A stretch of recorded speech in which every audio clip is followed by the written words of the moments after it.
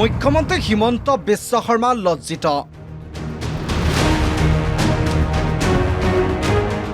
অসমৰ এজন সাংসদৰ বাবে লজ্জিত বোধ কৰিছে মুখ্যমন্ত্ৰীয়ে। কোন সাংসদৰ কাম কাজত লাজ পাইছে মুখ্যমন্ত্ৰীয়ে? অসমৰ এজন সংসদে যি বক্তব্য দাঙি ধৰিলে যে ৰাস্তাতে নামাজ কৰিব দিব লাগে, এজন সংসদে যিটো ক'লে যে স্বাধীনতা সংগ্ৰাম যেন হিন্দু মানুহে কৰাই নাই, এটা বিশেষ কমিউনিটিহে কৰিছিলে, এই যিবিলাক তেখেতে সদনত বক্তব্য দিলে, মুখ্যমন্ত্ৰী হিচাপে মই নিজেই লজ্জিত অনুভৱ কৰিছোঁ। তুমুল বিতৰ্কৰ পাছতো লোকসভা আৰু ৰাজ্যসভাৰ সদনত গৃহীত হ'ল ৱাকফ সংশোধনী বিধেয়ক। দুয়োখন সদনতে গৃহীত হোৱা ৱাকফ সংশোধনী বিধেয়কক লৈ দেশজুৰি চৰ্চা চলি থকাৰ সময়তে ৱাকফ সংশোধনী বিধেয়কক লৈ সদনত সাংসদ গৌৰৱ গগৈ বিৰোধী পক্ষ হৈ যুক্তিতৰ্কত নামি পৰিছিল। जो इन्होंने 2013 यूपीए गवर्नमेंट के संदर्भ में कहा पूरा का पूरा मिसलीडिंग है, झूठ है, और हम डिमांड करते हैं कि वो ऑथेंटिकेट करें, हम डिमांड करते हैं ऑथेंटिकेट करें। इसीलिए बार बार इन्होंने आरोप लगाए, बार बार इन्होंने भ्रम फैलाया। आप इसीलिए हम भी अपनी बात रखेंगे, कृपया आप भी सुनने का धैर्य रखिए। अध्यक्ष महोदय, मेरा भी सौभाग्य है। গৌৰৱ গগৈ এই যুক্তিৰ তৰ্কত ৱাকফ সংশোধনী বিধেয়কৰ জৰিয়তে বিজেপিয়ে মুছলমান সমাজৰ অধিকাৰ আৰু ধৰ্মত আঘাত সানিব বিচাৰিছে বুলি অভিযোগ উত্থাপন কৰিছিল। কেৱল ৰাজনৈতিক স্বাৰ্থত ৱাকফ সংশোধনী বিধেয়ক গৃহীত কৰাৰ চেষ্টা চলোৱা বুলি প্ৰতিক্ৰিয়া ব্যক্ত কৰিছিল গৌৰৱ গগৈয়ে। গৌৰৱ গগৈ এই কাৰ্যতে লজ্জিত হৈছে মুখ্যমন্ত্ৰী হিমন্ত বিশ্ব শৰ্মা।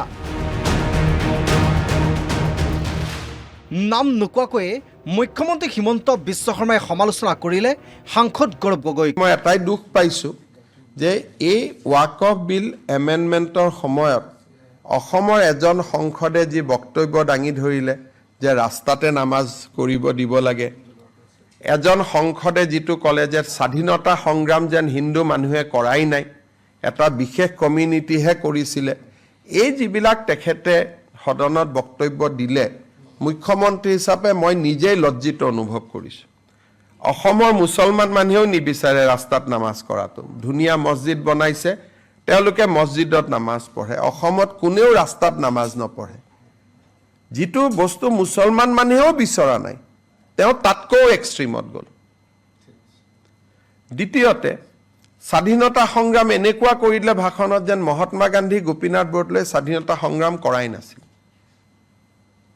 গতিকে মই নিজে লাজ পাইছোঁ। গোটেই দেশৰ মানুহবিলাকে মোক ফোন কৰিছে যে অসমৰ পৰা এনেকুৱাও MP হয় নেকি। এফালে বিতৰ্কিত ৱাকফ সংশোধনী বিধেয়ক বাতিলৰ দাবীৰে দেশজুৰি প্ৰতিক্ৰিয়া সৃষ্টি হৈ থকাৰ সময়ত ৰাজ্যজুৰি কেইবাটাও মুছলিম জাতীয় সংগঠনে প্ৰতিবাদ সাব্যস্ত কৰে। এই দৃশ্য মহানগৰী হাতীগাঁৱৰ আমচুৰ নেতৃত্বত প্ৰতিবাদ মহানগৰীত। যে ভাৰতবৰ্ষৰ এতিয়া মুছলমান বিৰোধী এটা চক্ৰই সক্ৰিয় হৈ আছে। মুছলমানক কেনেকৈ দুৰ্বল কৰিব, মুছলমানৰ সতি সন্তানী ল'ৰা ছোৱালীক কেনেকৈ দুৰ্বল কৰিব, কেনেকৈ মুছলমানক দুৰ্বল কৰি এক প্ৰকাৰ সাম্প্ৰদায়িক ৰাজনীতি কৰি এই জাতিটোক ধ্বংস কৰাৰ এটা পৰিকল্পনা চলাইছে এই শাসনাধিষ্ঠ বিজেপি চৰকাৰখনে। এই যে যি ৱাকফ সংশোধনী বিল তেওঁলোকে ৰাজ্যসভা লোকসভাত পাছ হৈ গ'ল, গতিকে এতিয়া আমি বিচাৰিছোঁ মহামান্য ৰাষ্ট্ৰপতিৰ হস্তক্ষেপ কৰিব লাগে। প্ৰয়োজন হ'লে আমি এই বিলৰ বিৰোধিতা কৰি মহামান্য উচ্চতম ন্যায়ালয়ৰ দ্বাৰস্থ হ'বলৈ আমি কুণ্ঠাবোধ নকৰোঁ। কেৱল মহানগৰীতে নহয়, ৰাজ্যৰ ইমূৰৰ পৰা সিমূৰলৈ ৱাকফ সংশোধনী বিধেয়ক বাতিলৰ দাবীৰে উত্তাল প্ৰতিবাদ। চাওক, যোৱা 2 তাৰিখত ৰাতি 2:30 বজাত এই বিজেপি চৰকাৰে অসাংবিধানিকভাৱে এই সংশোধনী বিধেয়কখন কৰিছে, কিন্তু আমি ইয়াত কেতিয়াও মানি ল'ব পৰা নাই। আমাৰ ৱাকফ সম্পত্তি, আমাৰ মুছলমানৰ সম্পত্তি, আমাৰ পূৰ্বপুৰুষসকলে আমাৰ মুছলমানসকলক দান দিয়া সম্পত্তি, এই সম্পত্তিক যদি কোনোবাই হস্তক্ষেপ কৰে আমি সেইটো কেতিয়াও মানি ল'ব নোৱাৰোঁ। আজি বিজেপি চৰকাৰে সময়ে সময়ে মুছলমানৰ বিৰুদ্ধে কাম কৰি আহিছে। প্ৰত্যেকটো সময়ত মুছলমানৰ যিখিনি বিজেপি চৰকাৰে ক্ষমতাৰ জোৰত ৱাকফ সংশোধনী বিধেয়ক গৃহীত কৰালেও এই বিধেয়ক বাতিল নকৰিলে একাংশ দল সংগঠনে উচ্চতম ন্যায়ালয়ক কাষ চপাৰো হুংকাৰ দিয়ে। News desk report, the news plus.